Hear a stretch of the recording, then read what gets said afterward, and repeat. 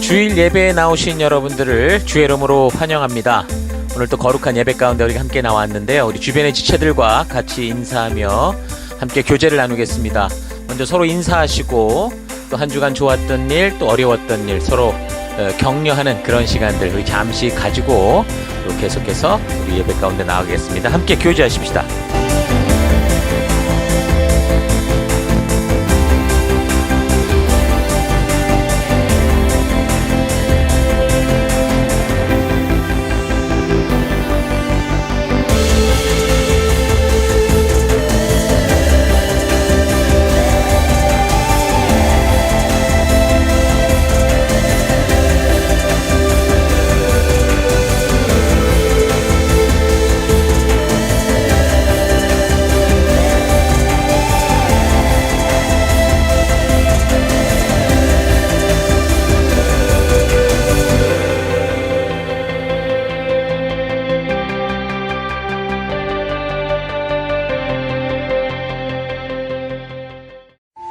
이제 우리가 예배 가운데 나아가기 전에 우리 잠시 지난 주간 우리의 삶들을 되돌아보십시다.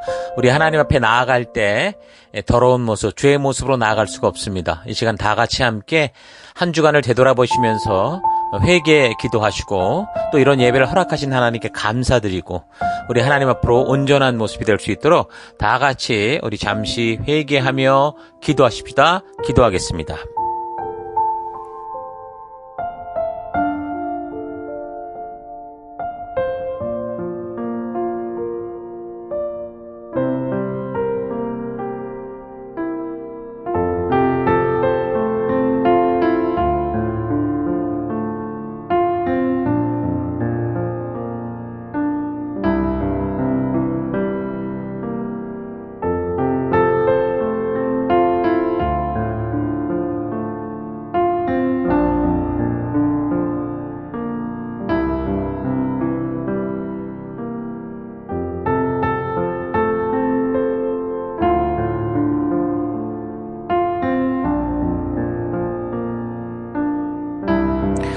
하나님, 지난 한 주간 은혜와 사랑으로 지켜주신 하나님을 찬양하며 감사드립니다.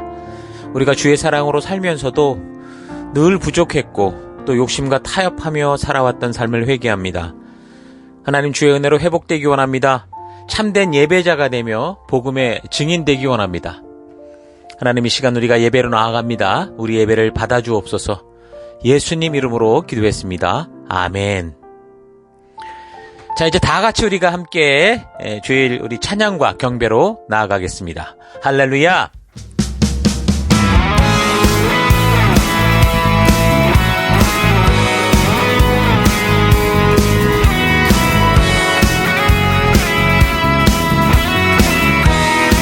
내 영혼이 은총이 입어 중한 죄짐 벗고 보니 슬픔만을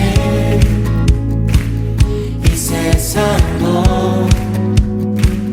천국으로 변하도다. 내 영혼이 은총이 입어 중한 죄짐 벗고 보니 슬픔만을 이 세상도 천국으로 변하도다. 함께 할렐루야 찬양하세. 내 모든 죄 사함받고 주 예수와 동행하니 그 어디나 하늘나라. 아멘. 높은 산이 거친 들이 조막이나 궁궐이나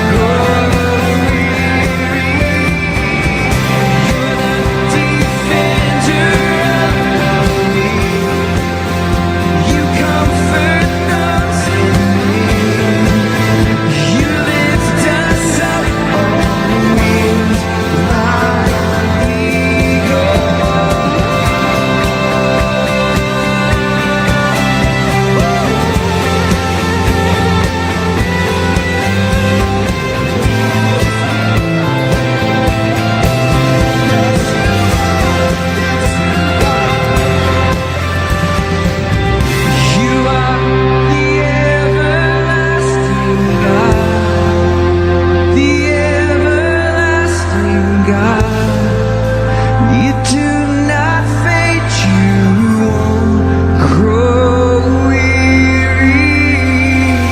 You're the difference of the weak.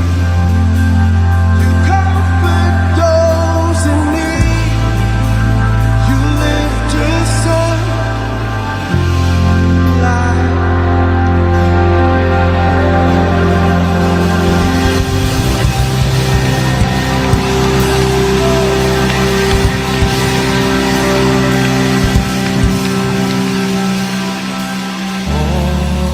to Jesus I surrender.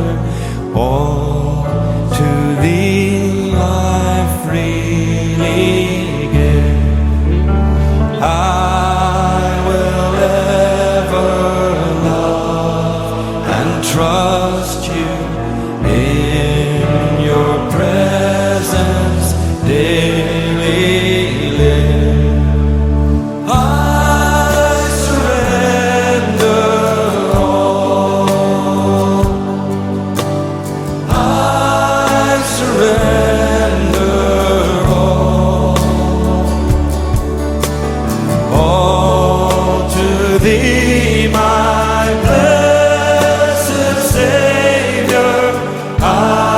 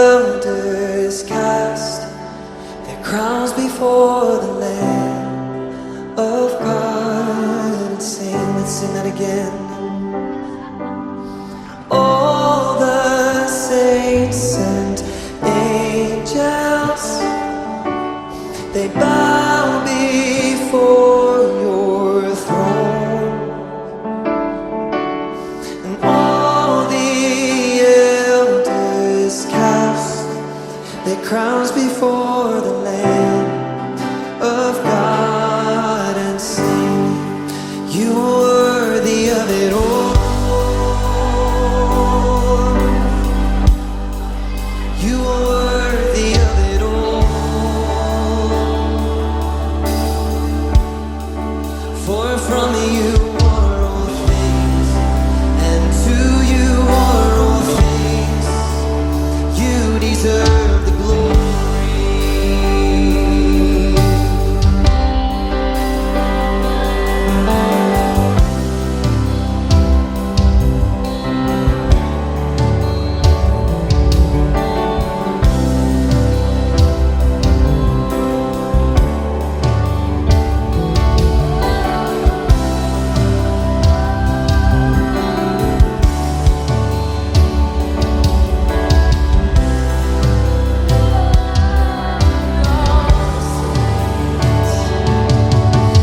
All the saints and angels, they bow before your throne. And all the elders cast their crowns before the Lamb of God and sing, you are worthy of it all. You are worthy of it all. Yes, you are. For from you are all things, and to you are all things. You deserve the glory. You are worthy of it all. You are worthy of it all.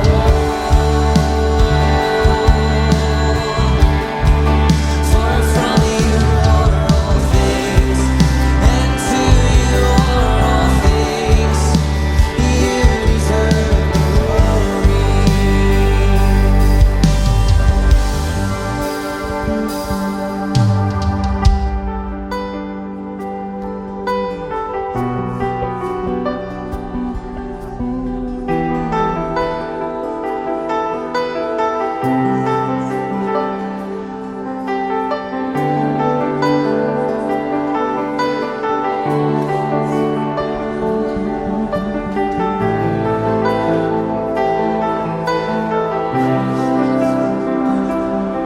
So day and night, night and day, let incense arise. Day and night, night and day, let incense arise. Day and night, night and day, let incense arise. Day and night, night and day, let incense arise. Day and night, night and day, let incense arise all across the earth. Day and night, night and day, let incense arise. Day and night, night and day, let incense arise.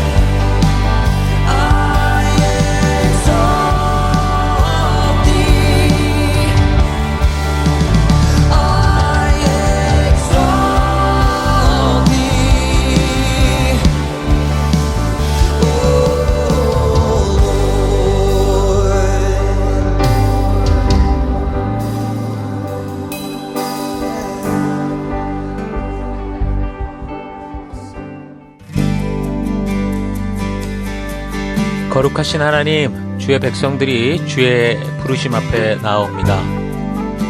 지치고 상한 영혼들, 외롭고 곤고한 하루하루를 보내는 이들, 육신의 질병과 마음의 고통으로 지친 영혼들, 하나님 간절한 소망이 있는 영혼들을 위로하여 주시고 치료하여 주시고 거룩한 생명의 길로 인도하여 주옵소서.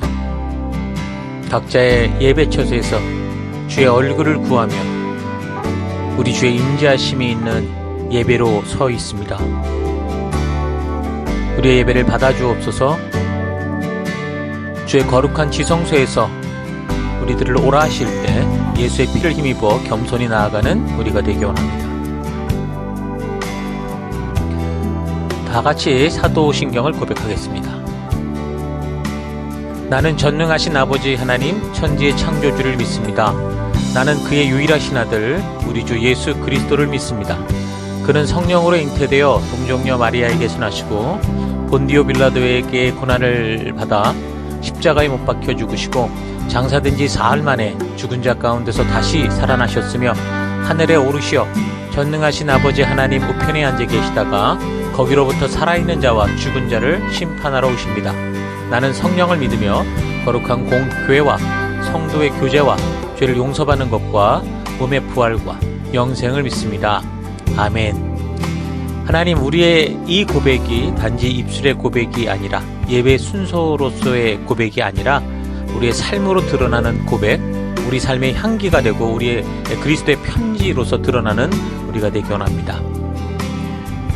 오직 주만 바라봅니다. 예수님 이름으로 기도했습니다.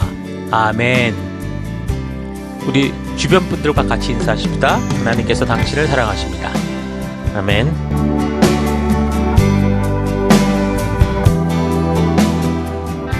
예, 8월 27일 우리 8월 마지막 주 우리 하나님 말씀 또 함께 살펴가도록 하겠습니다. 자, 오늘 이제 사무엘서를 좀 마무리하는 시간인데요. 사무엘하 세 번째 시간입니다. 11장에서 24장 마지막 장까지 추락하는 데는 이유가 있다. 추락하는 데는 이유가 있다. 자, 이런 제목으로 함께 말씀 살펴가도록 하겠습니다. 먼저 해당되는 본문을 잠시 읽어드릴게요. 사무엘하 11장 1절부터 5절까지 읽어드리겠습니다. 그 다음 해 봄에 왕들이 출전하는 때가 되자 다윗은 요압에게 자기의 부하들과 온 이스라엘의 군인들을 맡겨서 출전시켰다. 그들은 암몬 사람을 무찌르고 랍바를 포위하였다. 그러나 다윗은 예루살렘에 머물러 있었다. 어느 날 저녁에 다윗은 잠깐 눈을 붙였다가 일어나 왕궁의 옥상에 올라가서 거닐었다. 그때 그는 한 여인이 목욕하는 모습을 옥상에서 내려다보았다. 그 여인은 아주 아름다웠다. 다윗은 신하를 보내서 그 여인이 누구인지 알아보게 하였다. 다녀온 신하가 그 여인은 엘리암의 딸로서 햇사람 우리아의 아내 밧세바라고 하였다. 그런데도 다윗은 사람을 보내서 그 여인을 데려왔다. 밧세바가 다윗에게로 오니 다윗은 그 여인과 정을 통하였다. 그 여인은 마침 부정한 몸을 깨끗하게 씻고 난 다음이었다. 그런 다음에 밧세바는 자기의 집으로 돌아갔다. 얼마 뒤에 그 여인은 자기가 임신한 것을 알고 다윗에게 사람을 보내서 자기가 임신하였다는 사실을 알렸다. 야, 우리는 지난주 사무엘하 1장에서 이제 10장까지 이제 다윗 왕의 이제 일대기로 볼 때 승승장구하는 그 흥왕기의 그런 시간들을 살폈죠. 근데 그 이유가 그가 승리할 수 있었던 삶의 이유가 다 이유가 있었다. 그런 것을 가지고 중점으로 살펴봤는데요. 오늘은 이제 반대로 11장에서 마지막 24장까지 추락하는데도 다 이유가 있다. 이런 제목으로 살펴보려고 합니다. 그러니까 11장, 그래서 12장은 이미 몇 번 언급한 것처럼 이제 추락의 그 첫 모습이죠. 다윗이 범죄하는 밧세바 사건에 관련된 이야기입니다. 뭐 이 이야기는 이미 서론에서부터 자주 살폈기 때문에 다시 반복하지 않고 이런 일이 있은 후에 다윗의 행한 일로 말미암는 그 결과들이 어떻게 되는가라는 걸 우리가 살펴보면 좋겠는데, 다윗의 집에 칼이 떠나지 않는다. 그렇게 하나님이 말씀하셨고, 또 음란했던 범죄로 자기 아들이 다윗의 후처를 백주 대낮에 겁탈하게 될 것이고, 다윗이 저지른 범죄로 인해 태어난 그 아기는 죽게 될 거다. 이런 통보를 듣게 되죠. 그러니까 욕심에 빠져서 범죄를 행할 때는 아마 그 순간 뭐 굉장히 좋았는지 모르지만 사실 그렇게 그 순간을 즐기고 난 이후에 대가를 받는 거는 정말 쉬운 일이 아닙니다. 뭐 그 일에 대해서 자기 자신은 이 죄를 나중에 깨닫고 회개하고 돌이킬 수는 있어요. 근데 이제 그게 중요한 거지만, 뭐 회개하고 돌이키는 거 굉장히 중요한 거지만, 그런데 내가 그렇게 욕심에 빠져서 범했던 일들로 인해, 그러니까 엎어진 물, 다시 말해서 내가 감당할 수 없는 부분들은 이제 참으로 안타깝게 내가 아무리 회개한다고 해서 그게 옛날로 되돌아가진 않는다는 겁니다. 그래서 자기 혼자 받는 벌이면 사실 좋죠. 나 혼자 잘못하고 나 혼자 받는 벌이면 좋은데, 그게 다른 사람들과 연관될 때, 그러니까 사람들의 범죄는 대부분 다른 사람들의 삶과 얽히고 설키기 때문에 이제 상상할 수 없는, 한 사람의 힘으로는 도저히 감당할 수 없는 이제 그런 결과들이 만들어지게 되는 겁니다. 여러분 뭐 요즘에 뭐 요즘도 굉장히 많이 단속을 하는데도 오히려 더 기승을 부리는 것 같은데, 음주운전 같은 경우도 보세요. 뭐 술 한잔하고 기분 좋다고 음주운전 한 번 하다가 사고를 내면 그냥 자기 자신 혼자 그렇게 사고로 죽는 게 아니고 대체로 보면 어때요? 엉뚱한 사람이 죽죠. 뭐 평생 불구가 되는 그런 사람이 되거나, 도저히 이 사람이 아무리 실수라고 해도 그걸 어떻게 감당하고 회복시킬 수 없는 그런 사건들이 벌어진다는 겁니다. 교통법규도 잘 지키고 오히려 사고를 당한 어려운 사람들을 뭐 도우려고 하다가 음주운전자들의 그런 어떤 그런 사고로 인해서 그런 거를 당한 사람들은 그 사람만이 아니라 그 가족의 인생은 뿐만 아니라 그와 관련된 모든 것들이 거의 거의 고통 속에 빠지죠. 파괴되고 그 평생에 가져야 될 정말 엄청난 끔찍한 고통, 그건 정말 말할 수 없을 정도죠. 뭐 아주 자주 예를 드는 분 중에 하나인데, 그런 사람 중에 유명한 사람이 바로 지선아 사랑해라는 것으로 이렇게 알려진 이지선 자매 있죠. 지금 왼쪽은 사고 전의 모습이고, 지금 이 사진은 오른쪽 사진은 40번도 넘는 수술을 거쳐서 많이 나아진 상태의 모습입니다. 이 자매는 신앙심도 좋았고 참으로 바른 마음을 가졌던 자매였어요. 근데 이 술 취한 한 운전자의 실수로 이렇게 온몸이 이제 화상을 입고 그렇게 황당한 사건을 당하고 벌어진 이 결과는 너무 엄청난, 그러니까 이 자매의 평생의 삶이 완전히 꼬여버리는 그런 삶이 됐는데 그 길을 걸어가고 있죠. 참 감사한 것은 자매가 스스로 이런 상황을 통해 하나님의 마음을 더 알게 됐고, 심지어 그래서 자기의 과거로 돌아갈 수 있다고 해도 자기는 돌아가지 않겠다라고 말할 정도로 정말 중요하고 영원한 것은 보이지 않는 믿음에 있다라는 것을 깨닫고 지금의 이 모습 이대로, 지금 주어진 이 모습 이대로 사명 따라 말씀의 가치대로 살아가겠다, 그런 삶을 살아가고 있죠. 한동대 교수였다가 이번 때 이대 교수로 옮겼는지 모르겠는데 참 존경할 만한 삶을 살고 있는 그런 모습을 볼 수 있습니다. 그러니까 하나님이 살아 계셔도 중요한 건 이거죠. 죽은 사람이 돌아오지 않고 지금처럼 이렇게 온몸이 막 화상을 입고 이렇게 고통 속에 있는데도 그 불구가 된 사람의 몸이 멀쩡해지지 않는다는 거예요. 이건 하나님의 보호가 없어서가 아닙니다. 하나님은 이런 일들로 인한 고통 속에 사람들이 살게 될까 봐 그래서 미리 우리를 부르셨고 초대하셨고, 그래서 명령과 규례를 통해 그 백성들이 서로 안전하게 또 축복을 누리며 기쁨 속에 살아가도록 이미 다 말씀해 주시고 신신당부까지 하셨죠. 그러니까 남의 실수로 내 인생이 완전히 바뀐다는 것은 이건 참 가슴 아픈 일 아닙니까? 내가 결정한 게 아닌데. 그래서 이런 일을 당했을 때 여기 지금 이지선 자매처럼 벌어진 현실을 믿음으로 일단 받아들이고 여전히 그 최악의 상황 속에서도 주어진 그 상황 속에서 사명의 길, 말씀의 가치를 따라 살아가는 용기 있는 삶, 이건 굉장히 중요한 건 맞지만, 근데 만약에요, 이게 이제 이 자매는 신실했고 온전했고 바르니까 잘못된 사람이 잘못된 것을 인정할 때 이 자매가 옛날로 다시 원래 모습으로 되돌아가야 되지 않는가라고 생각하는 거는 오해라는 거죠. 만약에 하나님께서 그런 위기 때마다 뭐 우리가 영화에서 보는 것처럼 뭐 영화 배우들이 수없이 죽고 뭐 불에 타고 몸이 잘리고 이래도 결국은 영화 감독들에 의해서 또다시 대비돼서 멀쩡한 사람으로 또 다른 역할을 맡고 이렇게 된다는 것은 말 그대로 영화 같은 인생, 영화 같은 인생이 좋은 게 아니죠. 어떤 감독자에 의해서 조작되어지고 이끌어지는 그런 삶이라는 거 아닙니까? 그런 건 아니라는 거죠. 하나님이 우리에게 주신 우리의 삶은 그런 삶이 아닙니다. 하나님이 주신 우리의 자유는 그런 자유가 아니라고요. 하나님은 절대로 그렇게 우리의 인생을 막 당신 마음대로 조작해서 그렇게 하시는 분이 아니십니다. 그 증거가 뭐예요? 각 사람들에게 주어진 자유지라는 거예요. 자유지를 가진 인격적인 사람들이 이렇게 살아가는 세상, 전부 다 각자가 가진 자유잖아요. 이런 세상에는 우리가 상상도 못한 이런 사고들, 어쩌면 이런 일이 있을 수 있어 라고 하는 일들이 비일비재로 벌어질 수 있다는 거죠.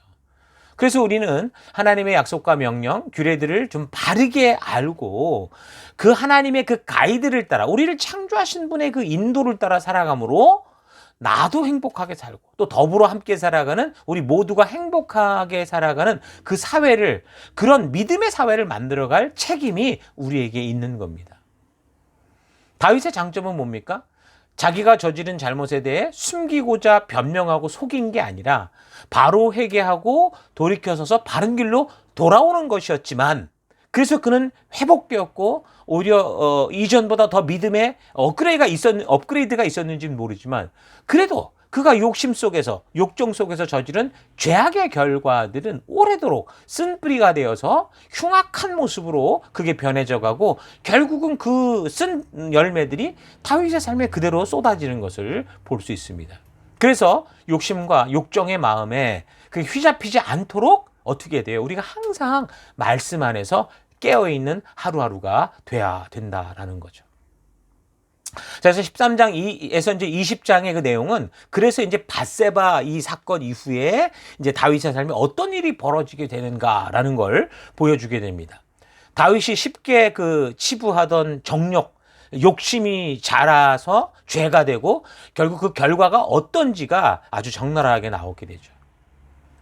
이 일들은 뭐 다윗의 단 한 번의 실수로 인한 결과, 그 대가가 아니에요. 들키지 않았다고, 또는 누가 다른 소리 하지 않는다고 자기 스스로가 계속 반복적으로 허용하던 그 정욕, 즐기던 죄악으로 인해 그게 쌓여서 생긴 결과다라는 이 사실을 여러분 잘 기억해야 됩니다. 다윗이 도망자 시절부터 아내들을 많이 두었고요. 또 성적인 부분에 대해서 자유롭게 생각한 결과가 이 밧세바라는 이 충성스러운 신하의 부인을 아무렇지도 않게 범하는 그런 일로 발전했다는 거죠. 그것을 숨기기 위해서 어떻게 했어요? 그 충성스러운 부하를 죽이라고 하는 살인교사죄, 아주 교묘하고 잔인한, 아주 치밀한 살인죄까지 범하는 것을 우리가 볼 수 있습니다. 우리는 이런 사건들을 그냥 그런가 보다 하고 이렇게 볼 게 아니에요. 그 완벽했던 다윗, 정말 우리가 모델같이 삼고 있는 다윗에게 숨겨졌던 그 1, 2%의 죄악이 만들어내는 아주 심각한 문제, 이 상황을 우리가 볼 수 있어야 되는 거예요. 우리가 하나님을 섬길 때 대체로 그냥 그럭저럭 잘 사는 그런 정도의 성도가 아니라, 우리는 하나님의 말씀 그대로 온전하게 바르게 믿고 따르는 그런 하나님 앞에서의 온전함이 있어야 되는 거예요. 여호수아 1장 8절 뭐라고 말했습니까? 그래서 이 율법책을 너의 입에서 떠나지 말게 하며 주야로 그것을 묵상하면서 그 안에 기록된 대로 다 지켜 행하라. 기록된 대로 그냥 대충 살아라가 아니라 다 지켜 행하라. 그리하면 너의 길이 평탄하게 될 것이며 네가 형통하리라, 이렇게 말씀합니다. 대충 지켜라, 한 80%, 90% 그것도 잘하는 거야, 이렇게 말씀하지 않았고 다 지켜 행하라, 이렇게 말씀합니다. 그러니까 다윗이 99%의 순종의 삶을 살았어도 그 1%에 버려지지 않고 반복되고 방치됐던 이 죄악은 결국은 그의 모든 인생을 망치고 파괴할 수 있는 그 지경까지 간 거죠. 그러므로 우리가 대체로 하나님의 뜻대로 산다고 이렇게 자만하면서 하나님께 축복을 구하고 우리를 자랑할 것이 아니라, 하나님의 말씀대로 온전히 살아가는 일에 우린 정말 날마다 겸손하게 신경 써서 힘을 써야 바른 축복이 임한다는 거 잊지 마십시오. 우리의 삶에서 하나님의 축복과 만사형통한 삶을 사느냐 아니냐라는 것은 이건 기도와 정성의 문제가 아니고요. 말씀대로 순종하는 삶을 사느냐 그렇지 않느냐 하고 하는 이건 실제적인 성도의 실천적인 삶의 문제다라는 거 여러분 잊지 마십시오. 그러니까 여러분의 믿음은 이 아는 것에 있는 게 아니라 사실은 아는 것처럼 행하는 것에 있다. 행하는 것이 여러분의 믿음의 수준이다라는 걸 기억해야 됩니다.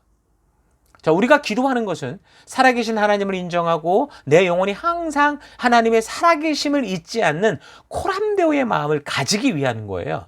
우리의 기도는 살아있는 하나님과의 대화라는 거죠.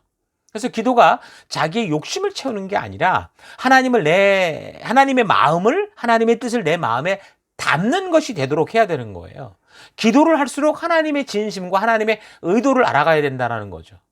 그것이 예수님께서 우리에게 보여주신 기도의 모델이죠. 마태복음 6장 7장에서. 그 겟세마네 동산에서 예수님의 기도는 뭐였습니까? 하나님의 뜻이 이루어지기를 원하는 것이었어요. 하나님의 마음이 내 마음이 되도록 하는 것이었지 하나님의 마음을 자기 생각대로 내 뜻대로 돌이키려는 게 아니었다라는 거예요. 여러분 그래서 매일 기도, 이 묵상의 시간들을 여러분 자주 가져야 돼. 하루에 적어도 3번씩은 정해놓고 했으면 좋겠다라는 생각을 해요. 치성과 정성을 들여라 이게 아니라 하루에 3번이라도 하나님이 살아계시다고 하는 이 코람데오의 의식을 회복하고 기억하는 삶, 하나님의 말씀의 가치가 내 삶을 계속 점검하는 삶을 살아가자는 거죠. 그래서 다니엘이 하루에 3번 예루살렘을 향한 이 창문을 향해 기도한 것처럼 우리도 하나님이 살아계시고 이 역사를 주관하시고 하나님의 말씀대로 살아내기 원하시며 내가 지금 이곳에서 거룩한 제사장 나라가 되기를 원하신다고 하는 그 하나님의 마음을 기억하고 되새기는 이런 기도의 시간을 가진 건 굉장히 중요한 거죠. 날마다 그런 우리의 삶에 어느 한정된 아침 시간만이 아니라 때때마다 순간마다 이런 하나님을 기억하는 삶, 기념하는 삶, 이건 너무 중요한 겁니다. 그러니까 그래서 기도 같은 경우는 시간이 얼마큼 길냐 짧냐의 그 문제는 중요한 게 아니라는 거예요. 잠깐이라도 진지하게 하나님을 기억해낼 수 있고 하나님 말씀 앞에 설 수 있는 그런 코람데오의 시간이 된다면 그건 온전한 기도가 될 수 있고 중요한 기도가 될 수 있죠. 그래서 우리의 삶을 바른 방향으로 온전히 이끄는 충분한 하나님의 인도를 받는 그런 기도가 될 수 있는 겁니다. 다윗이 여자 문제에 있어서는 하나님의 뜻을 깊이 생각하지 않았고 그 당시 문화나 흐름을 따라 자기의 욕정을 푸는 이런 게 아무렇지도 않게 살아서 그래서 많은 아내를 둔 결과가 지금 이런 혼란한 삶을 만들어내고 있었던 것이고 또 다윗은 이 자녀들의 그 그릇된 삶을 나중에 이제 보시면 아시지만 바르고 공정하게 치리하는 일에 굉장히 서툴렀던 것 같습니다. 장남이 다 배가 다른 그 자식들이 많았잖아요. 근데 장남이 배가 다른 이 자녀, 이 딸을 강간하는 그런 사건이 있었어요. 이 소식을 듣고 다윗이 정말 우라가 치밀어서 병이 될 정도로 굉장히 분노했는데 그런데 중요한 건 그 자녀들에 대한 다른 조치가 없었어요. 공정한 치리가 없이 그냥 그렇게 그 혼자 분노하고 그냥 그렇게 이러하다가 다 끝났다라는 거죠. 이런 심각한 사건에 대해서 아버지로서 공정한 바른 교육과 치리를 하지 못함으로 인해서 결국은 이제는 어떻게 됐냐. 이렇게 넘어갔던 일이 이제 형제들끼리 서로 죽고 죽이는 아주 더 심각한 상황으로 일이 커지게 되죠. 이런 일이 벌어졌을 때 일의 여부를 좀 확실하게 파악하고 잘잘못을 알게 하고 바르게 교육을 했다면 자녀들에게 이런 최악의 상황이 오히려 더 바른 성장의 기회가 될 수도 있었고 온전한 이 길을 갈 수 있는 아프지만 그런 어떤 약이 될 수 있는 그런 기회가 될 수도 있었던 거죠. 그런데 다윗은 이런 위기를 정면으로 맞닥뜨리지 않았고요. 회피하는 식으로 덮어놓고 지나가 버렸던 거예요. 여러분 자녀의 실수를 용서하는 거 그리고 다시 기회를 주는 거 이건 좋은 거죠. 그런데 자녀들로 하여금 그들이 지은 그 죄가 어떤 것인지를 그 욕심이 어떤 결과를 만드는지를 분명하게 교육하지 않고 그리고 덮어주는 거는 그건 자녀의 인생을 망치는 겁니다. 다윗이 바른 치리가 없이 장남이었던 이 암논의 이런 죄악을 덮어줌으로 말미암아 그 여파는 일파만파로 커지게 돼서 결국 다말의 이 친오빠 압살롬이었어요. 배가 다른데도 자기들끼리 오빠 동생이 있을 거 아니에요. 이 장남 암논에게 겁탈을 당했던 이 딸이 다말이었는데 다말에겐 친오빠가 있었대요. 압살롬. 이 압살롬이 결국에는 그 분노를 참고 그 복수심을 키우다가 2년이 지나서 이 암논을 죽여버리는 그런 살인사건이 벌어지고 그게 더 점점 커져서 이제 결국에는 다윗에게 반역하는 그런 사건까지 커지게 됩니다. 여러분 반복해서 말하지만 이런 일들이 생겼던 그 모든 일의 뿌리에는 뭐예요? 다윗이 여자를 많이 두었고 각각 배가 다른 자녀들을 많이 낳는 그런 일들 때문에 그랬다라는 거죠. 다말과 압살롬은 그스랑 달메라는 사람의 딸 마가라는 여자가 낳은 자녀들이었습니다. 그술은 어디에 있었냐면 지금 여러분 화면에 지도를 보듯이 갈릴리 호수 동쪽에 있었던 지역으로 이건 가나안 족속들 중에 하나였어요. 자, 여기서부터도 벌써 좀 이상하죠. 여기서부터도 지금 하나님께서 가나안 족속들과 결혼을 반대하셨다라는 것을 지금 다윗이 결국은 소홀히 여겼다라는 거죠. 이 결혼에 대한 얘기가 없어요. 근데 지금 이 달메의 딸 마가가 그의 아내 중에 하나였다라는 얘기는 나와요. 그러니까 그가 이런 결혼 소식은 없었지만 그러나 이미 하나님의 뜻을 어기고 있었던 것이 여기에 보이는 거예요. 그리고 암논 같은 사람은 이스라엘 여자 아히노암이라는 여자가 낳았던 그런 아들입니다. 그러니까 처음에 이제 장남이라고 하니 아마 처음 다윗이 결혼을 했는데 그것도 결국에는 이방인 중에 하나라는 거죠. 아무렇지 않게 생각하고 여자들을 많이 거느리는 삶, 그런 다윗의 삶의 결과가 결국은 후대에 가서 아주 참혹한 대가. 자기가 눈에 보이는데 이제 그런 일들이 벌어지는 거예요. 그래서 그 아들 압살롬이 반역을 해서 스스로 왕이 됐을 때 그 아버지 다윗이 도망을 가고 난 후에 아버지의 성에서 아버지의 후궁들을 모든 백성들이 보는 앞에서 백주 대낮에 어떻게 해요? 겁탈하는 일까지 벌어지잖아요. 결국 이런 일들은 다윗이 이 우리아와 밧세바의 사건을 통해서 드러났던 그 음란한 죄와 살인죄의 그 열매가 그 씨뿌림이 결국에는 이런 죄의 열매가 되어 나타난 그게 나단 선지자가 분명하게 지적해 준 얘기입니다.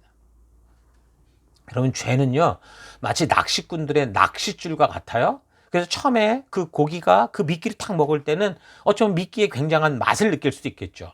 근데 동시에 낚시 바늘의 그 날카로움으로 인해서 뭔가 상처, 따끔함도 느낄 거예요.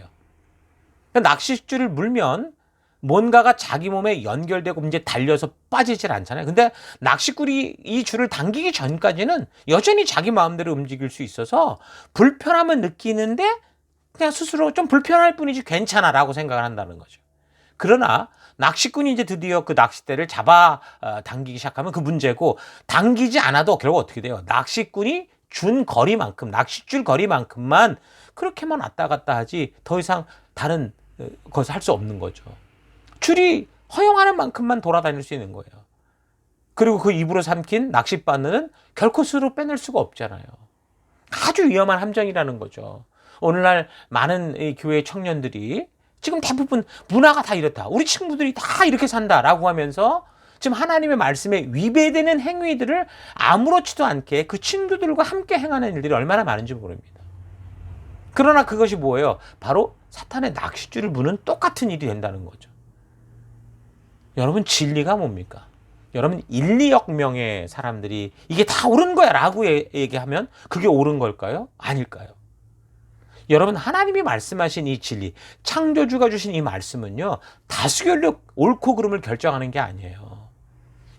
이 세상의 문화, 친구들이 그래서 다 유행을 따라 살아간다고 해도 우리의 비교의 대상은 친구들과 유행이 아니라 바로 하나님의 말씀이라는 거죠. 그래서 그 행동들이 하나님의 말씀에 위배된다면 여기에는 분명히 사탄의 함정이 있다는 사실을 알고 우리가 즉시 돌이켜서 회개해야 된다는 거예요. 사람들을 죄를 지으면 스스로 변명을 하고 뭔가 합당한 이유를 만들어야 되잖아요. 그래야 나름대로 마음에서 이 스스로가 좀 자유롭게 살 수 있기 때문에 자꾸 핑계를 댑니다. 그러나 그런 말들이 스스로도 핑계요 변명이라는 사실을 알아요. 그 순간은 넘어가지만 마음은 늘 무겁고 점점 어렵다는 걸 알죠. 그럴 때 우리가 취할 바른 행동이 뭘까요? 그걸 자꾸 감추려는 게 아니라 예수님 앞에 들고 나와서 죄를 고백하고 우리가 떼어놓을 수 없는 그 죄악을 예수 그리스도 피로 말미암는 그 사랑으로 말미암아 떼어내야 되는 거예요.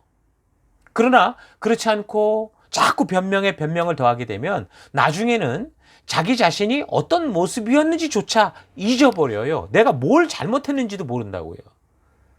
여러분, 그래서 우리가 우리의 삶을 삶에 있어서 유행 따라 사는 백성들이 아니라 하나님의 말씀만이 오직 기준이 되어 살아가는 거룩한 주님의 백성들 되기를 바랍니다.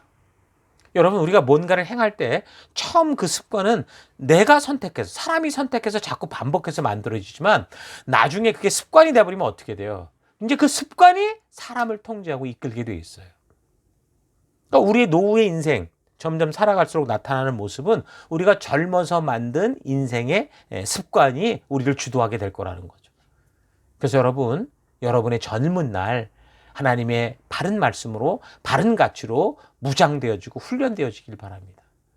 늘 젊어서부터 유행하는 뭐 이런 세상을 쫓아가고 브랜드를 쫓아가고 명품을 쫓아가고 친구를 쫓아가고 치장하고 뭐 외국 생활과 뭐 호텔급의 삶을 평범하게만 생각하는 그런 소비 습관 이런 거는요, 위험한 내일을 준비하는 거, 폭탄을 쌓는 거하고 똑같아요. 뭐 젊어서 그런 거지처럼 살아라 이건 아니지만 여러 세상이 존재하는 이 현실을 여러분 잘 분별해요. 경험이 바로 그러는 거 아닙니까? 그런 경험을 하고 무엇보다 성경이 말씀하듯 이 가난하고 병들고 어려운 이웃들의 고통의 현장을 잘 이해하고 이런 세상을 그런 눈으로 잘 발견하고 그래서 내 삶의 수준을 오늘 이 문화가 주는 그런 이 병들어 있는 그런 세상에 맞추는 게 아니라 하나님의 말씀의 가치에 맞추는 우리가 돼야 되는 거죠. 자신의 가치만을 높이는 그런 인생이 아니라 자기의 만족만을 위한 인생이 아니라 우리가 돈 벌었을 때 남 주는 인생, 누군가를 도울 수 있는 인생이 되고 또 배워서 남 돕는 인생, 남의 가치를 발견하고 먼저 높여주는 인생, 겉을 보고 속는 인생이 아니라 깊은 속마음과 그 태도를 발견할 수 있는 그러니까 진정으로 가치 있는 인생을 여러분 지금 젊은이 때로부터 우리가 훈련을 해가야 된다라는 거죠. 세상을 부러워하지 마십시오. 금가락지를 부러워하지 마십시오. 금수저를 부러워하지 마십시오. 오직 말씀의 가치를 따라가는 여러분 되길 바랍니다. 그래서 교회에 올 때도 봉사만 열심히 하고 있는 게 아니라 각자의 삶의 그 현장에서 우리 살아가는 진짜 우리 삶의 그 보냄을 받은 곳에서 하나님의 말씀대로 살아가는 삶의 습관, 그 가치를 지켜내는 이런 습관을 소중히 여기고 그렇게 철저히 훈련하는 여러분, 그런 여러분 되기를 바랍니다. 교회를 다니면서도 축복을 준비하는 인생이 있고요. 저주를 준비하는 인생으로 갈라진다라는 것은 마태복음 25장을 보면 분명히 알 수 있습니다. 교회와 성경은 항상 하나님의 약속을 말씀하고 있기 때문에 축복을 준비하는 인생은 하나님과의 명령과 약속, 교회와의 약속, 사람들과의 약속을 소중히 여기면서 지켜가는 인생이고요.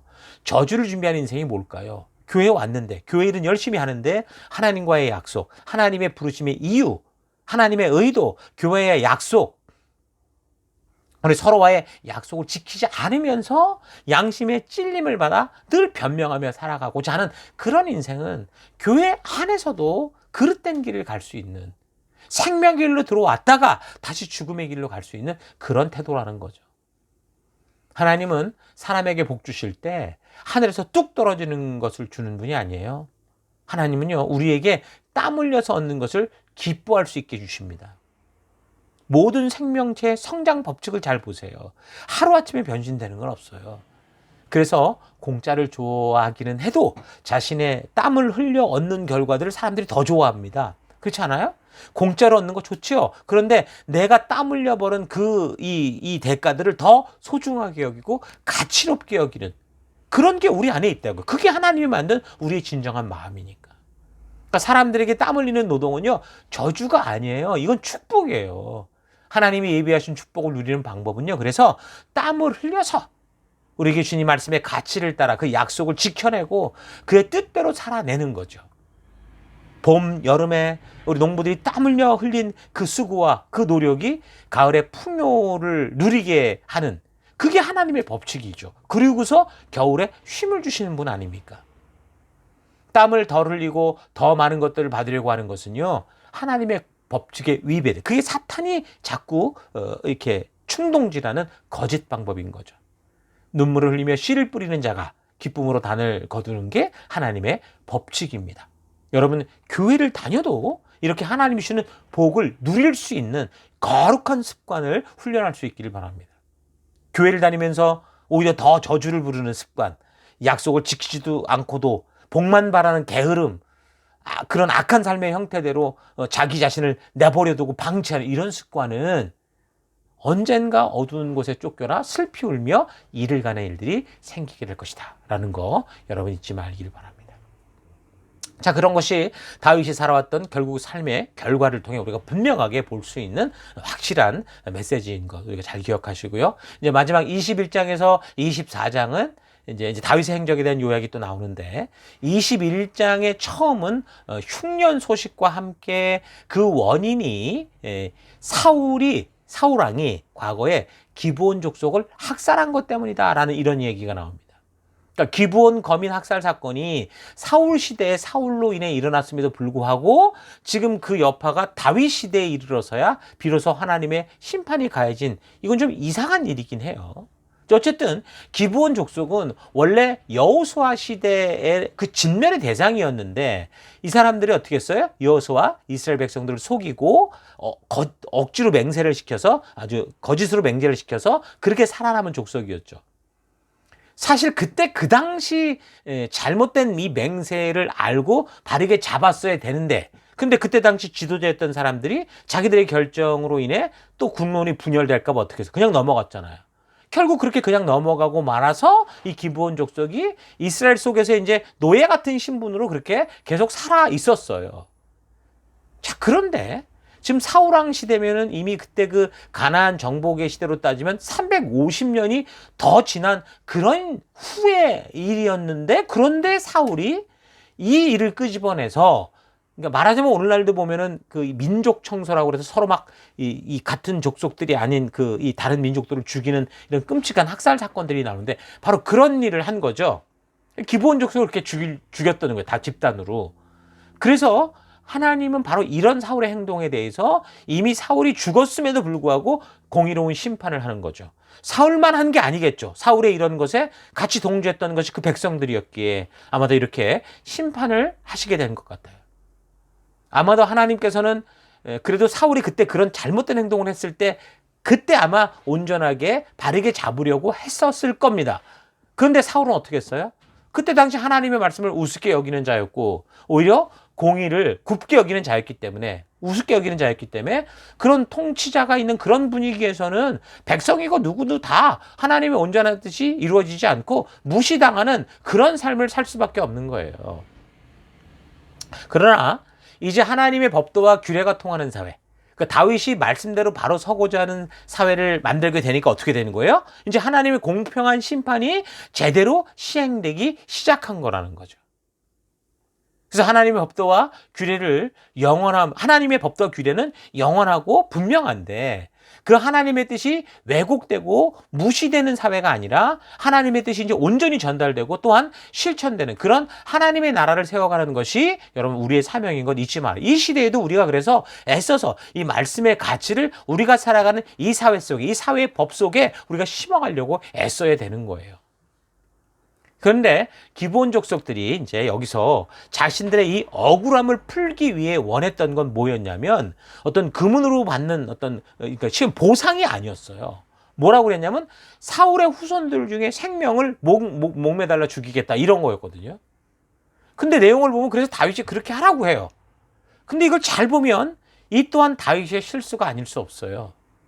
여기서 다윗은 분명히 하나님의 뜻이 분명한 것을 알고 있었어요. 그러니까 하나님이 이 문제 때문에 그랬다라는 하나님이 알려주신 이 사실을 따라 일단 저들의 억울함을 풀어주려는 그런 굉장히 좋은 마음을 가졌어요. 그런데 그걸 풀어감에 있어서 큰 치명적인 실수를 하죠.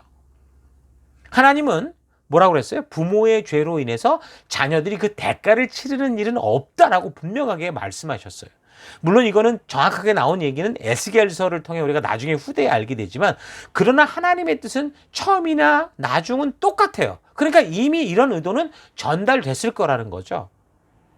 근데 다윗은 당장 현실에 처한 그 3년의 흉년을 이제 멈추게 하려고 어떻게 한 거야? 하나님 말씀의 가치가 주는 이 중요한 사안을 쉽게 넘어간 거야. 하나님의 뜻을 지키려고 하나님의 뜻을 어긴 거예요. 그래서 결국 그렇게 7사람이나 결국은 목매어서 목을 매달아 죽였는데, 근데 흉년이 해결되지 않았다고요. 그러니까 이게 분명히 다윗의 이런 행동들이 온전치 않았다라는 걸 말해주는 거죠. 이 사건이 어떻게 됐냐면 결국 누군가 7명을 죽여야 되니까 또 다른 원망하는 마음이 생기고 고통에 빠진 억울한, 사울 집안에 억울한 일이 생겼기 때문에 결국 이거는 막 엎친 데 젖힌 격인 거죠. 근데 이제 하나님은 또 다윗을 통해서 엎친 데 젖힌 격인 이 상황 속에서도 바르게 이런 일을 수습할 수 있도록 그렇게 하고 나서야 이 흉년의 문제가 해결되는 걸 볼 수 있습니다. 21장 14절, 사울의 뼈와 그의 아들 요나단의 뼈와 함께 베냐민 지파의 땅인 살라에 있는 사울의 아버지 기스의 무덤에 합장하였다. 사람들이 다윗이 지시한 모든 명을 따라서 그대로 행한 뒤에야 하나님이 그 땅을 돌보아 주시기를 비는 그들의 기도를 들어주셨다. 그러니까 흉년이 3년이었잖아요. 그리고 이제 비가 내릴 때쯤 이 하나님의 이런 뜻이 전해졌다라는 그 공백을 따져보면 거의 한 6개월, 7개월 가까이 흉년의 문제가 해결되지 않고 있었던 건데, 그게 이제 이렇게 해결되고 나니까 하나님이 들어주시더라는 거죠. 여러분, 아무리 이런 흉년의 원인이 사울의 죄악 때문이라는 것을 이게 분명히 하나님이 직접 알려주셨다고 해도 다윗은 그 억울한 사연을 풀어가는 데 있어서 또 다른 말씀의 명령까지 무시해가면서 일을 처리했는데, 이래서는 안 된다는 거죠. 여러분, 우리 이거 잊지 말아야 돼요. 우리도 하나님의 일을 한다고 하면서 하나님의 뜻을 저버리는 식의 사역을 해서는 안 되는 거예요. 다윗과 같이 또 다른 사람의 그 억울함과 고통을 남기는 식의 사역은 사실상 온전하지 않다라는 거 여러분 잊지 마시고, 우리가 행하며 또 쌓아가는 우리의 사역이 하나님의 말씀의 가치에 합당한 사역이 될 수 있도록 우리가 또 이 말씀의 가치에 집중해서 나아가는 여러분과 제가 되기를 바랍니다. 예, 계속되는 15절부터의 이제 기록이 이제 재미있는 것은요, 블레셋의 골리앗들을 죽이는 그런 이야기들이 나옵니다. 21장 16절부터 22절까지 보면 거기에 골리앗과 똑같이 그런 거인들이 많았다라는 걸 알 수 있어요. 그래서 그 골리앗과 같은 그런 골리앗들을 이제는 다윗이 아니라 다른 사람들이 또 이제 그런 골리앗을 넘어뜨리는 그런 이야기가 쭉 있는데, 21장 22절, 이 네 사람 가드의 거인족의 소생이 다윗의 손과 그의 부하들의 손에 다 넘어졌더라, 이렇게 말합니다. 그러니까 여호수아의 가나안 정복 시기에 가장 애를 먹이던 사람이 누구였어요? 거인족들이었죠. 그런 사람들이 블레셋 족 속에도 많았던 것 같은데 대표적인 인물이 이제 골리앗이었던 거예요. 그런데 여기 21장을 보면 다윗이 죽인 골리앗만이 아니라 더 많은 거인들이 거기에 있었던 것을 우리가 알 수 있죠. 근데 그런 거인들이 하나같이 어떻게 죽었어요? 다윗이 다 죽인 게 아니라 이제는 다윗이 아닌 다윗의 부하들에게 무너졌습니다. 자, 이건 뭘 말하는 걸까요? 누군가 불가능하다고 아무도 건드리지 않는 그곳에 문을 열었다라는 거죠. 그러니까 첫 문을 여는 일, 이건 어려워요. 남이 가지 않는 길을 처음으로 가는 그런 일은 정말 용기가 필요하죠. 목숨 건 용기가 필요합니다. 그런데 다윗이 바로 그 골리앗을 그렇게 무너뜨리면서 첫 관문을 열어놓으니까 이제 다른 사람들도 다 그것을 무너뜨리는, 그때는 저들이 그 거인을 보고 자기는 메뚜기 같다고 그랬는데 지금은 우리의 밥이다라고 말하고 있는 거죠. 왜요? 다윗이라는 한 사람이, 그 어린 소년이 그 골리앗을 무너뜨리고 나니까 그 거인처럼 보였던 사람들이 이젠 밥처럼 보이더라는 거예요. 그러니까 이런 거인 골리앗들이 여럿 있어도 블레셋이 함부로 이스라엘을 짓밟지 못한 건 뭐예요? 그 거인과 같은 족들이 아무리 있었다고 해도 이스라엘 또한 그만큼 힘을 가지고 팽팽했다라는 거죠. 50대 50의 팽팽한 균형을 유지하고 있었다라는 거예요. 그래서 골리앗이 있다고 해도 골리앗이 나서서 1대1로 싸움을 걸면 그 50대 50의 팽팽한 긴장감이 이제 깨뜨려 가지고 자기들에게 더 유리하게 하려고 했는데, 그런데 오히려 소년 다윗이 먼저 나가서 그 긴장을 깨뜨려서 전세를 오히려 이스라엘 쪽이 더 유리하게 완전히 역전시켜 버린 거죠. 자, 그래서 지금 21장을 보면 온 민족을 떨게 했던 또 다른 거인들을 이제는 다른 사람들이 다윗처럼 같이 그들과 맞붙어 싸워서 이기더라는 거예요. 이런 용사들의 이야기가 23장에도 나옵니다. 여러분, 왜 이 용사들이 왜 생겼습니까? 바로 다윗이 가장 먼저 그 불가능의 물꼬를 텄기 때문이에요. 뭘로? 믿음으로. 그러니까 다윗과 같이 믿음과 용기와 지혜로 팽팽한 힘의 균형을 깨는 그 1%의 믿음 있는 그 믿음이 결국에는 이 이스라엘 백성들이 그 골리앗들이 와도 이길 수 있는 백성이 됐다는 거죠. 여러분, 저는 그래서 여러분들이 이런 이 주님이 주신 믿음으로 말씀의 가치로 이 세상과의 팽팽한 이 균형을 깨는 그 1%, 딱 1%의 그런 백성이 되기를 바랍니다. 그래서 우리가 매년 우리 삶의 현장에서 사역을 일구어 갈 때 아마도 우리는 뭐 생각지도 못한 골리앗들이 계속 나타날 거예요. 그러니까 그런 크고 작은 문제들이 계속 우리 안에 있을 거라는 거죠. 뭐 그건 우리가 살아가는 이 세상이 폭풍 치는 바다이기 때문에 어쩔 수 없는 거예요. 그럴 때 어떻게 됩니까? 다윗과 같이 믿음과 용기를 가지고 팽팽한 이 균형을 깨뜨려버리는 그런 1%가 될 수 있기를 바랍니다. 순종이냐 불순종이냐 하는 마음속의 싸움이 있을 때 믿음으로 순종의 삶을 선택하고 살아내서 그 불순종을 무너뜨리는 여러분 되기를 바랍니다. 핑계와 변명을 대며 숨지 마시고 그 불가능을 만군의 여호와의 이름으로 돌파하는 여러분과 저희가 되기를 바랍니다. 그래서 우리가 어려운 환경이 될수록 더 기대가 되고 때로는 흥분이 될 때가 있습니다. 왜 그러냐면 우리가 더 높이 도약할 수 있는 그런 기회이기 때문인 거죠.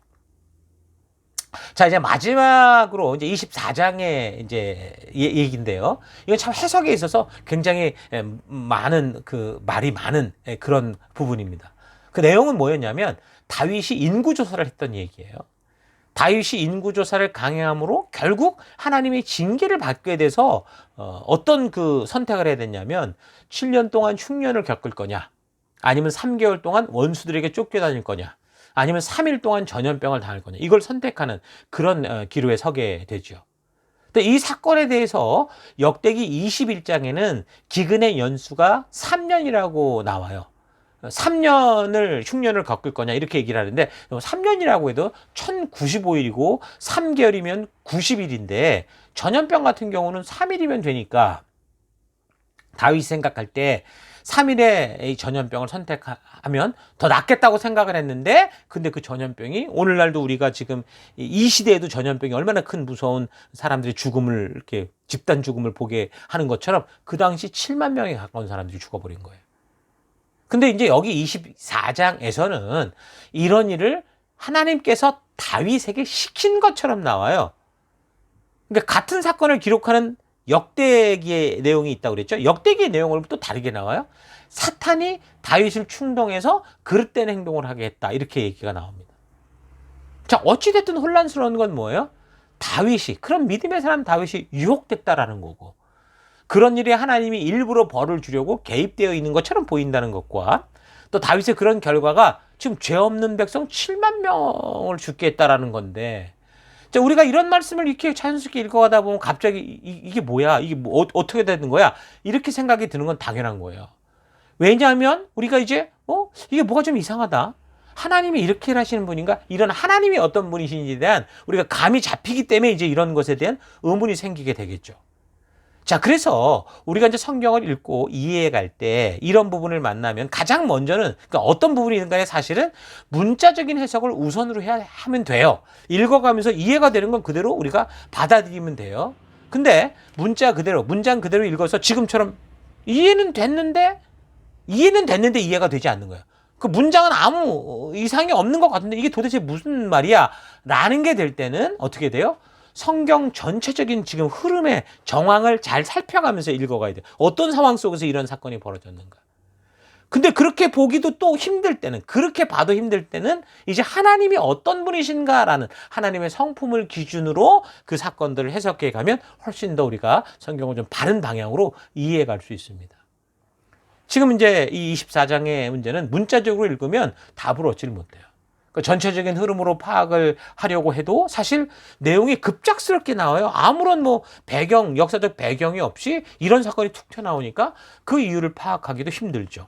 자, 그렇다면 이제 아까 말씀드린 마지막 하나님의 성품을 기준으로 해석을 해야 된다는 거죠. 자, 그렇게 볼 때 하나님은 어떻게 해요? 충동적으로 일하는 분이 아니에요. 그리고 한 사람의 한 번의 잘못 때문에 그 사람의 잘못 때문에 다른 사람을 죽이는 그런 하나님이 아니시라고요. 그리고 하나님의 어떤 결정도 결국 사람들의 선택에 의해 받아들여질 수 있고 그렇지 않을 수도 있다라는 이 사실을 우리가 꼭 기억하면서 이 사건을 봐야 돼요. 다윗은 지금 밧세바 사건 때와 같이 비록 좀 다른 형태였지만 그런 뭔가 또 다른 죄악의 함정에 빠졌던 건 분명한 것 같아요.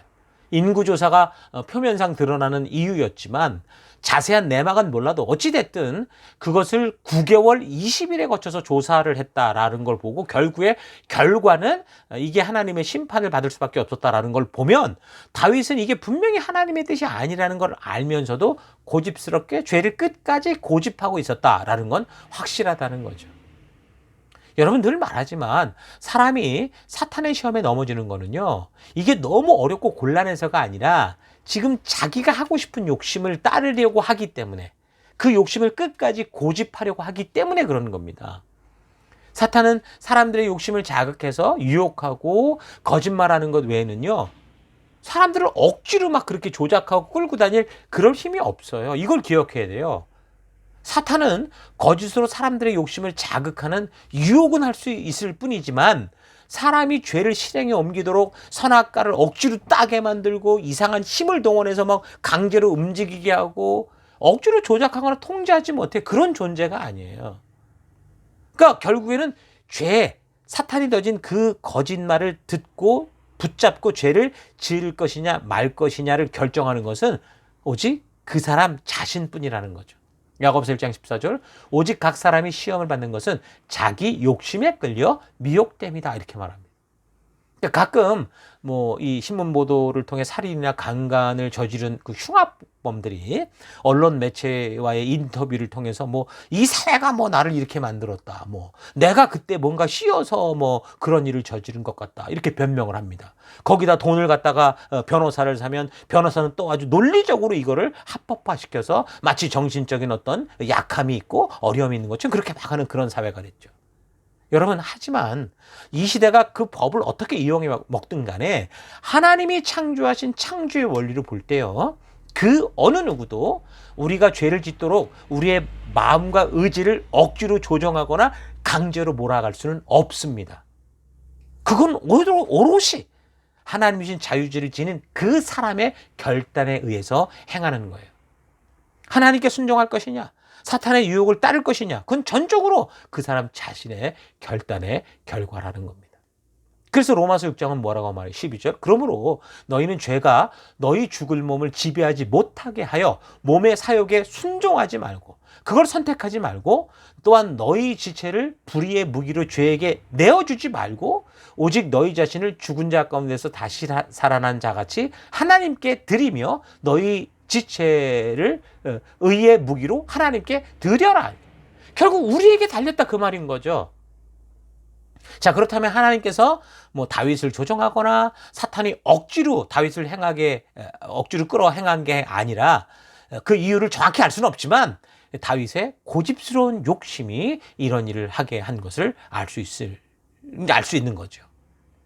근데 분명히 그렇다고 다윗만 그랬다고 죄 없는 백성들이 죽었을까요? 그것도 아니라는 거예요. 분명히 뭔가 이 민족이 하나님 앞에 심판받을 수밖에 없었던 그런 분명한 죄악이 있었을 것이다라는 걸 비록 본문에서는 얘기는 하지 않지만 우리는 이런 식으로 분명히 유추해낼 수 있는 겁니다. 죄의 결과는 우리가 책임질 수 있는 것도 있지만 대부분 우리로서는 책임질 수 없는 그런 일들이라고 그랬죠. 여러분, 여러분의 삶을 좀 차분히 그래서 우리가 되돌아볼 필요가 있습니다.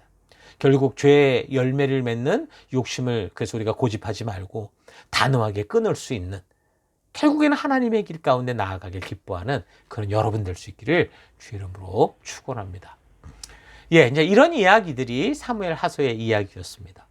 다윗의 일생을 다시 한번 여러분 성경 중심 레위기 하나님의 약속과 명령이라는 이 기준을 통해 여러분 항상 잘 확인해 보시고 다윗에게서 우리가 좋은 것들을 배우고 익히고 분명히 우리가 그를 닮아가야 되지만 또 분명히 지금 다윗의 이 실수까지도 이곳에 다 드러나 있으니까 이런 실수들, 이런 잘못된 것을 철저히 버려서 여러분 어떻게 해요? 하루하루의 삶을 살아낼 때마다 날로 복을 부르는 우리의 삶이 더 복되게 되는 그 축복된 인생을 사는 여러분 될 수 있기를 주의 이름으로 축원합니다. 자, 이렇게 해서 우리가 사무엘서를 마치고요. 이제 다음 주 계속해서 우리 열왕기서를 또 살펴가도록 하겠습니다. 우리 잠시 또 말씀을 생각하며 기도하겠습니다. 잠시 묵상하겠습니다. 네, 하나님은 인간들에게 자유의지를 주셨거든요. 그래서 이 의미는 우리를 억지로나 강제로 행하지 않으시겠다라는 거죠. 우리에게. 그래서 이제 하나님이 하시는 방법은 미리 말씀하여 나아갈 바를 알게 하시고 또 그 삶의 현장에서 그래서 우리 스스로가 그 기준을 가지고 스스로 살아갈 수 있게 하셨습니다. 그래서 우리는 스스로 힘써서 하나님의 이 법도와 규례를 따라서 우리에게 주어진 그 사명의 터를 바르게 만들어갈 책임이 있는 거죠. 그 어둠 속에서 우리가 비출 책임이 있다라는 거예요. 여러분 어떤 삶을 살아왔다고 생각하십니까? 그런 하나님과 인격적 동행자로 걸어왔는지 아니면 계속해서 하나님을 이용하는 자로 그렇게 걸어왔는지 좀 되돌아봐야 됩니다. 우리의 신앙은 지극정성의 문제 이전에 하나님의 뜻을 바르게 알고 그 뜻과 방향을 따라 하나님이 가르쳐 주신 방법, 그 법도와 규례의 그 가치를 따라 스스로 걷는 그 순종의 문제거든요. 여기 순종이라는 게 오늘 굉장히 어렵다고 하는데 생각해보면 되게 쉬울 수도 있어요. 그러니까 하나님께 진정한 마음을 열면 이 순종은 너무 쉽죠. 하나님의 뜻대로 살기를 결단만 하면 뭐 고민할 게 없어요.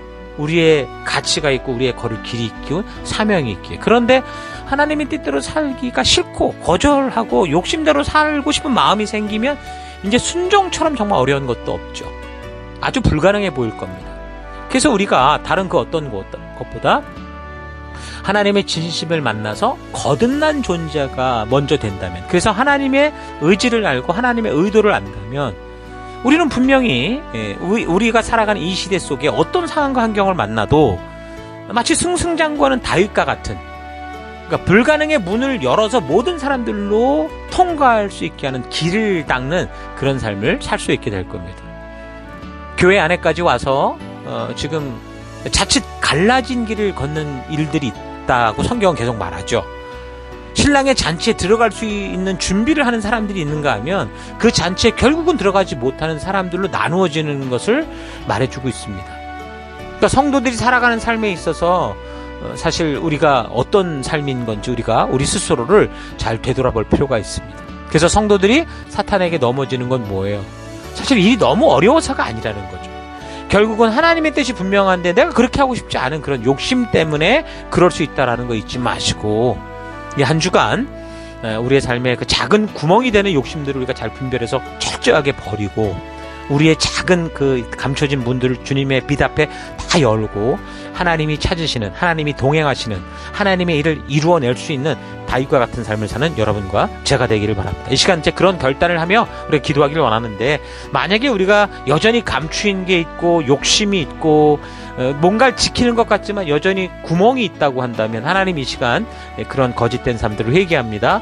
우리가 더 철저히 나를 주의 말씀으로 온전히 드러나게 하는 내가 되기 원합니다. 우리 기도했으면 좋겠어요. 첫 번째, 하나님은 나를 인격적 존재로 세우셔서 이 땅에서 하나님의 자녀답게 살라고 하시는데 자꾸 나는 하나님을 이용하고 동원하고 내가 원하는 대로 써먹으려고 하는 그런 삶을 살아왔던 것, 하나님 회개합니다. 회개하시고요. 두 번째, 하나님 그래서 유행 따라 사는 인생이 아니라 오직 말씀의 기준을 따라 살아가는 주님의 백성 되기 원합니다. 기도하시고, 마지막 세 번째, 하나님은 이 작은 욕심, 지금의 즐거움에 끌려서 침몰하는 인생이 아니라 그 어떤 욕심도 단호하게 말씀으로 끊고 오직 주의 법도와 규례가 이끌고 인도하는 길을 따라 하나님 이 땅에 주님이 이끄신 그 길로 나아가게 하는 주의 길을 만드는 내가 되기 원합니다. 다윗처럼 50대 50의 그 팽팽한 긴장감을 말씀의 힘으로 깨뜨려서 주님이 이 모든 것들이 주의 나라로, 주의 길로 갈 수 있게 하는 하나님 그런 내가 되기를 원합니다. 다 같이 잠시 함께 기도하겠습니다. 기도하십시다.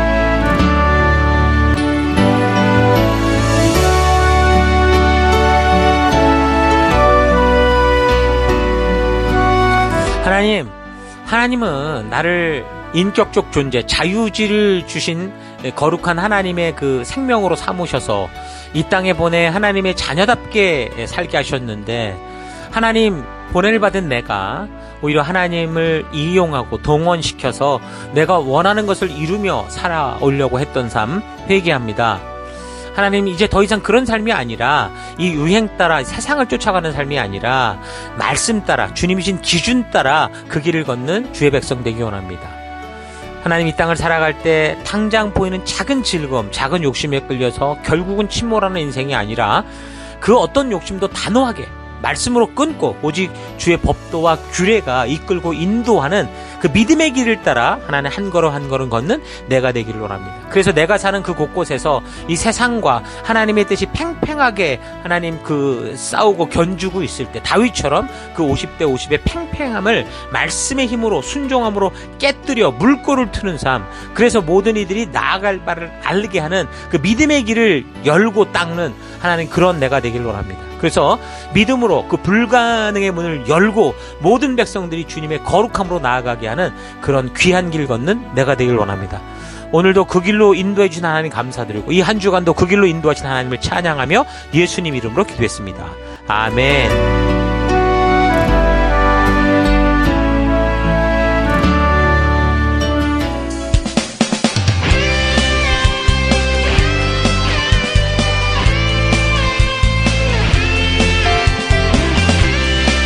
2023년 8월 27일 교회 소식을 함께 나누겠습니다.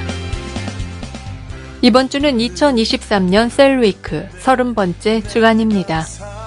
주중에 함께 모이는 셀 모임은 그냥 교회에 가면 모이는 소그룹이라는 개념을 넘어 우리에게는 이것이 성도의 삶의 터요, 하나님 나라인 교회입니다.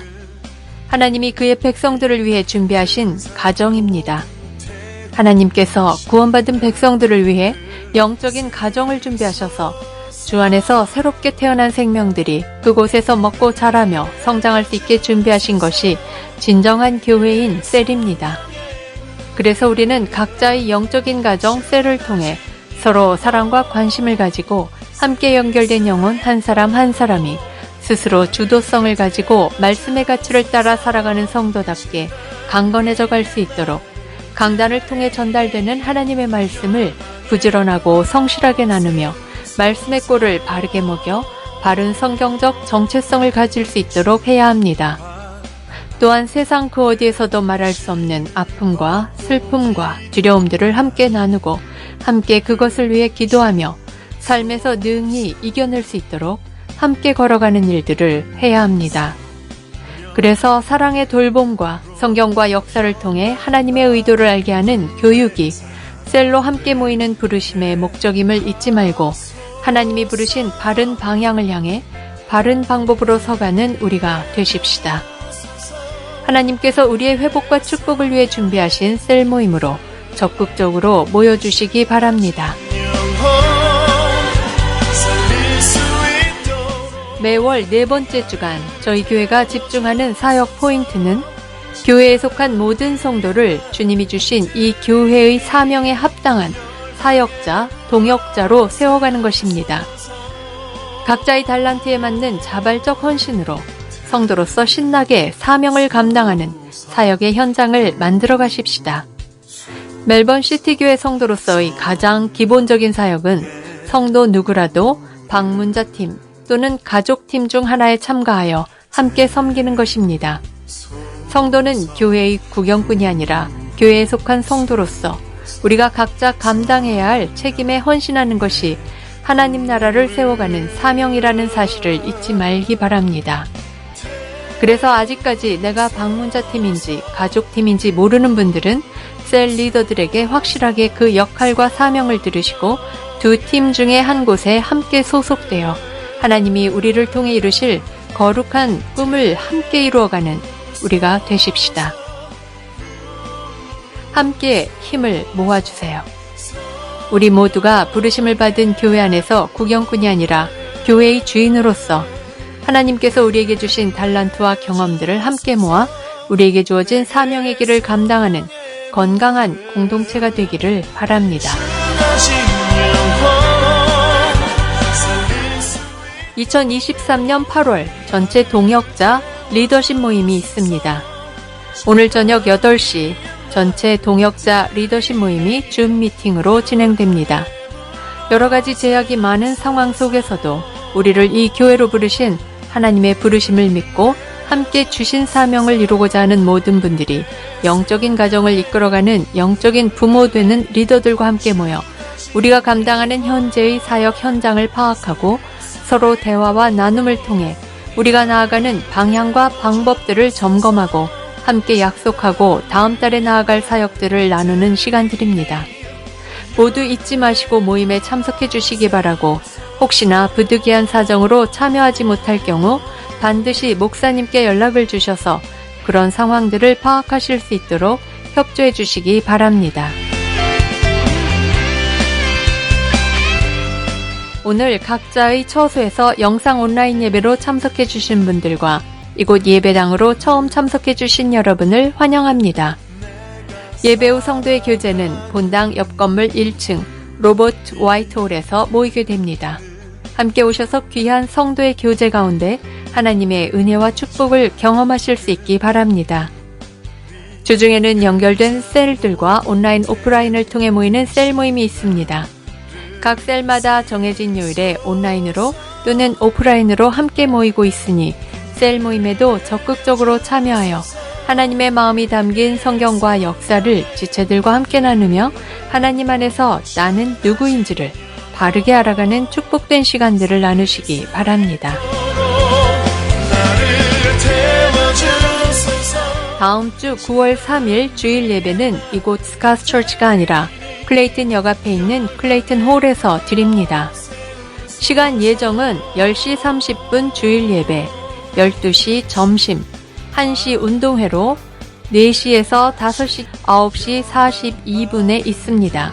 이 시간에 맞추어 기차를 타야 예배 시간에 늦지 않을 수 있습니다.